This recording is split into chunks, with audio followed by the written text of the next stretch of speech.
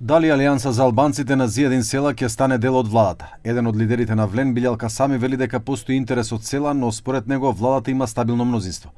Сепак Касами вели дека доколку има потреба, подготвени се да разговараат.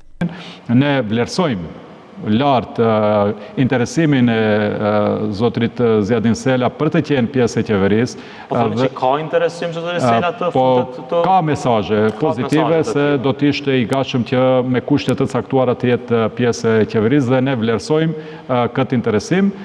Për momentin vlerësojmë që qeveria ka numra stabil dhe nuk ka nevojë për një subjekt të ri politik, por nga momenti kur ne do të vlerësojmë se ka nevojë edhe për një subjekt të tillë, sigurisht që do të ulemi dhe do të bisedojmë. За евентуален влез во владата, Зиједин Села веќе јасно ги постави своите услови. Тарët nuk është subjekt politik dhe Zjedin Sela nuk është njëri që mund ta fusish në qeveri nga ndonjë deriçkë vogël, sepse edhe fizikisht jam gati 2 metra.